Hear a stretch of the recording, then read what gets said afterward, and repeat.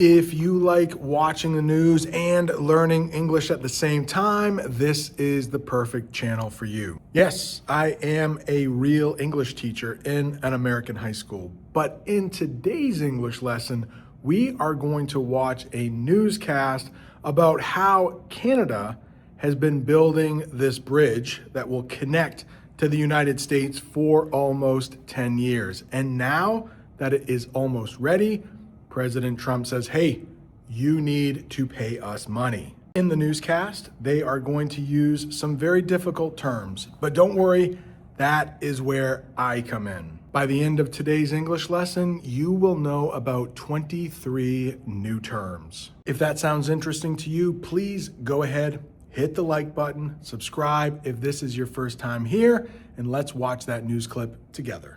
President Trump, meanwhile, is threatening to block the opening of a bridge connecting Detroit and Canada, quote, until the United States is fully compensated for everything we have given them.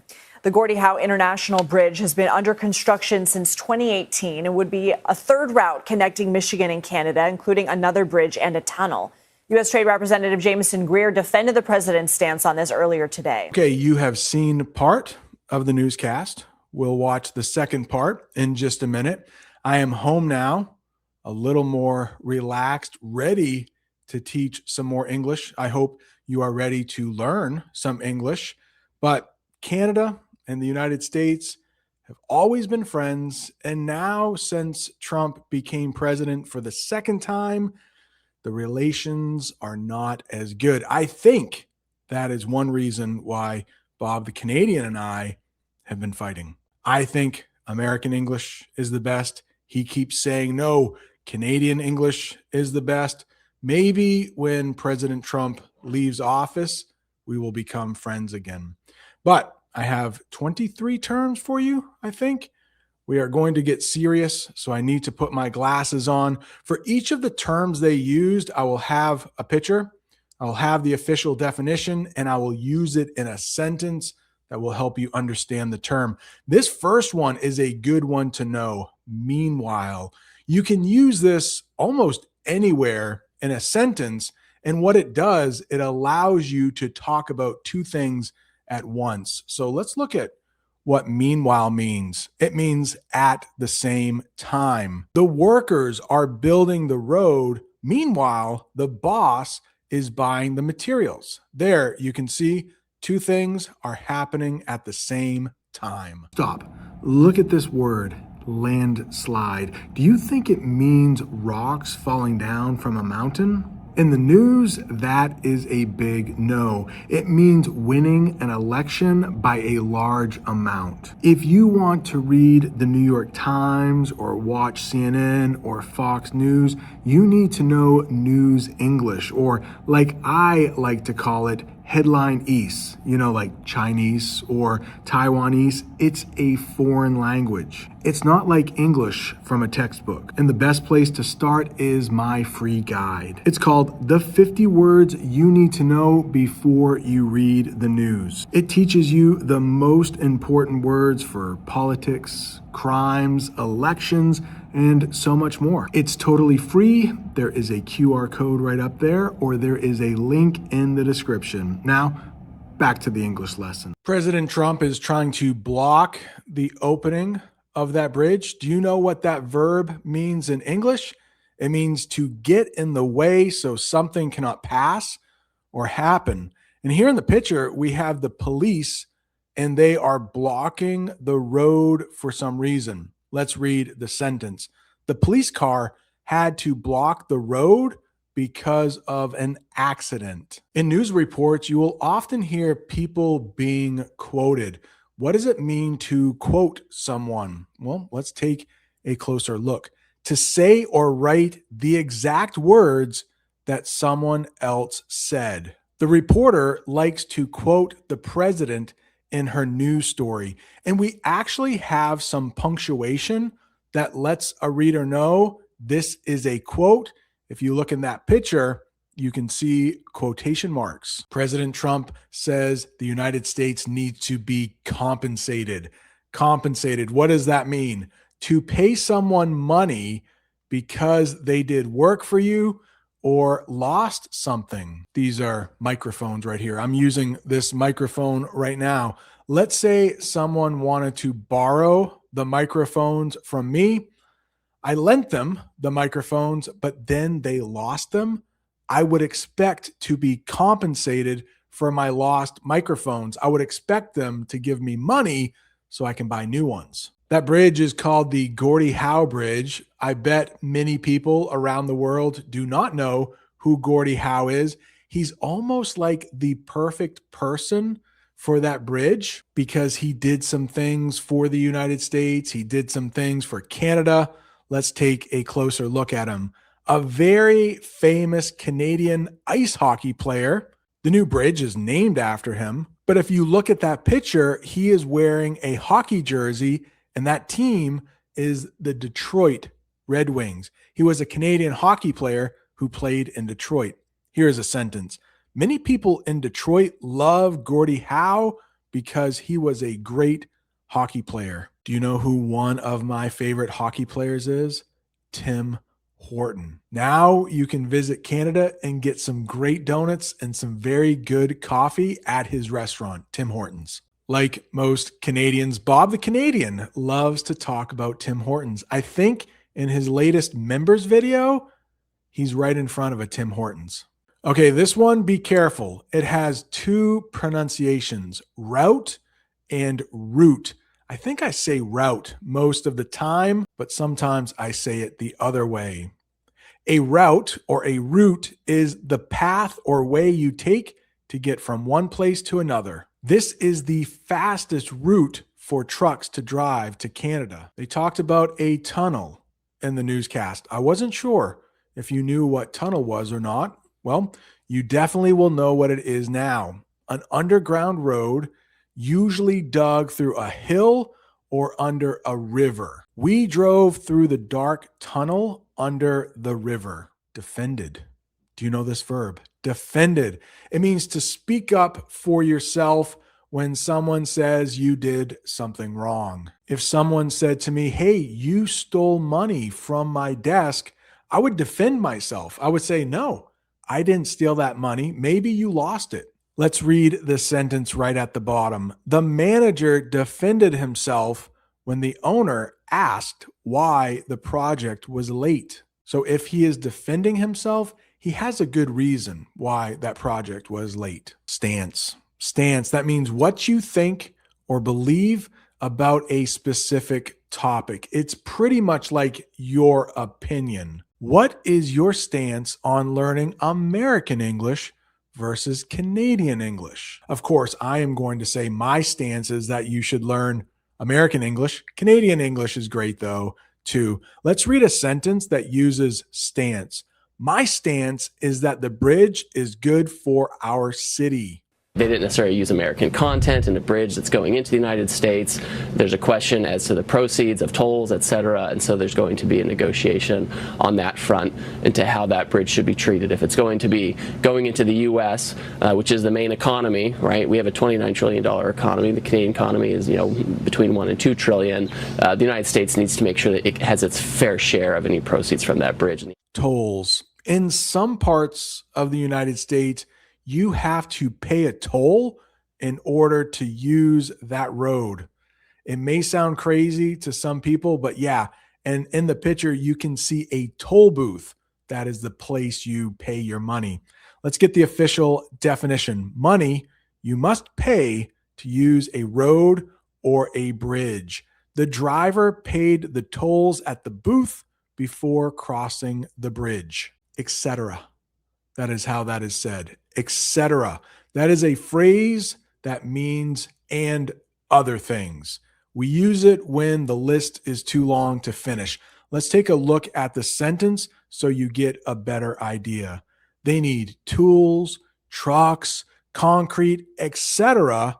to build the bridge. So of course they need a lot of material, too much material to actually list. So you might just say, etc. Negotiation. That's the noun. Negotiate is the verb. Let's take a closer look.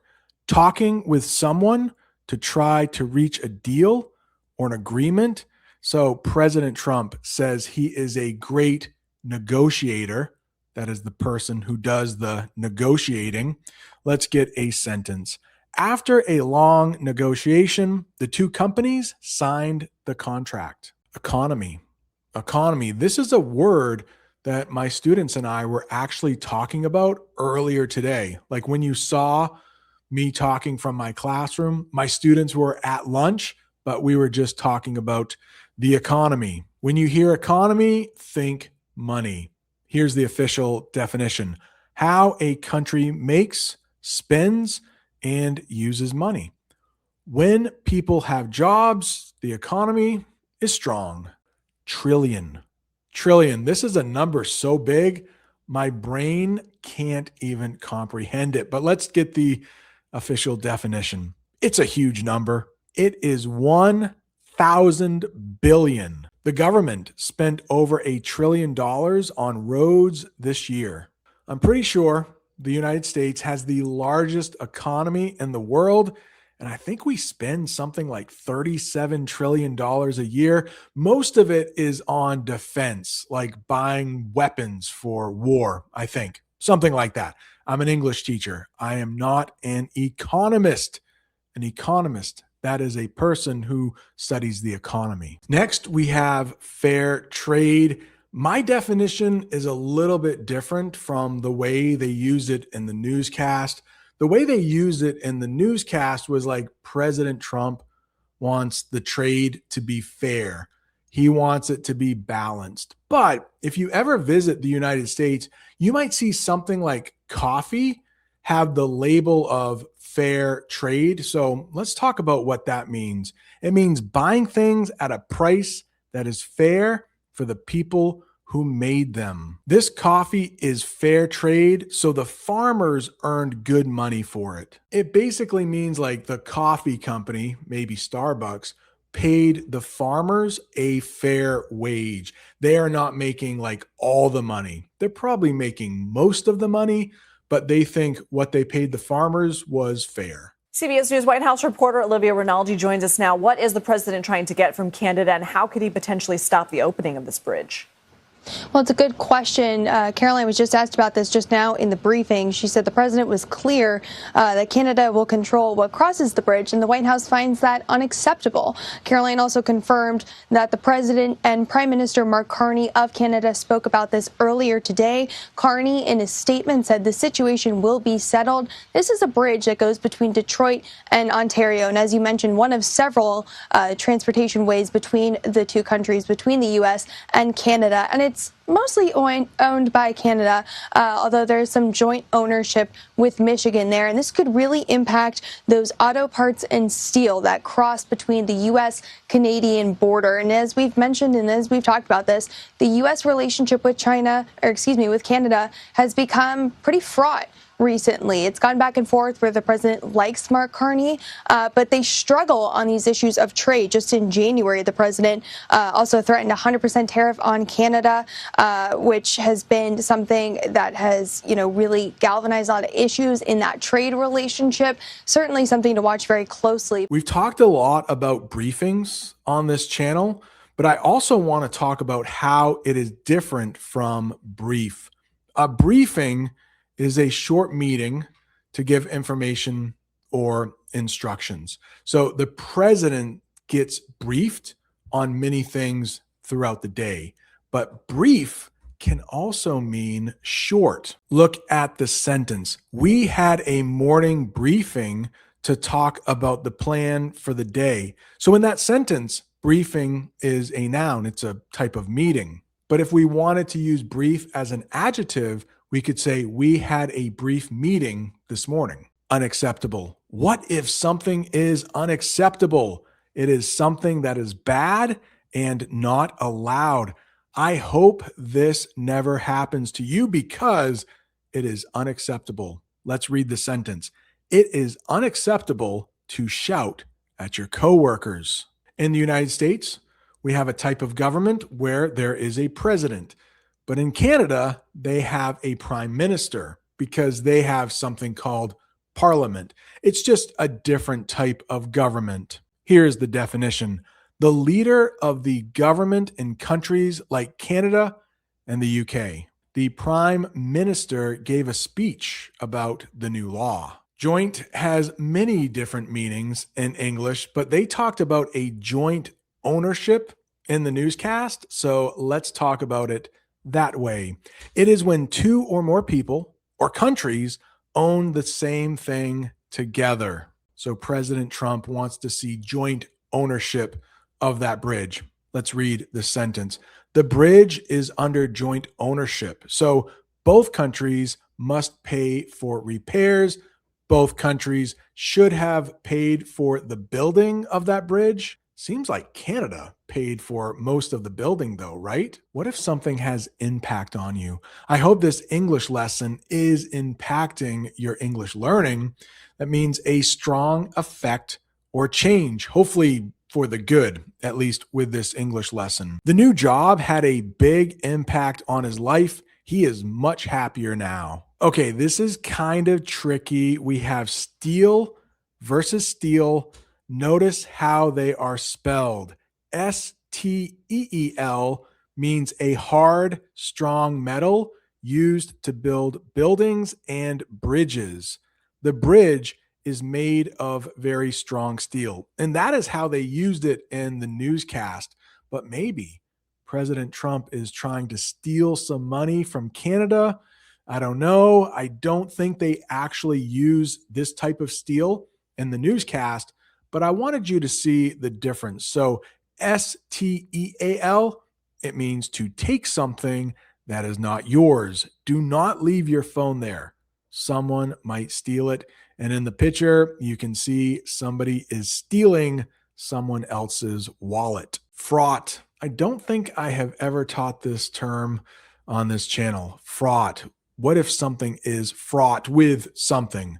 That's how we usually use it. Filled with problems, worry, or danger. The project was fraught with difficulties, so it took a long time to finish. Here it looks like we have a group of high school students, and maybe they are trying to finish an art project. Galvanized. It is a verb, and it means to excite people so much that they want to take action immediately. Maybe you remember September 11th, 2001. Something really bad happened in the United States, and Americans were galvanized to fight back. Let's take a look at this sentence and the picture. The coach's speech galvanized the team, and they won the game. That is going to do it. Congratulations, you made it to the end of another difficult English lesson. If you want to see more English with Trump doing bad things, right down there is a whole playlist for you. Thanks so much for watching. See you next time.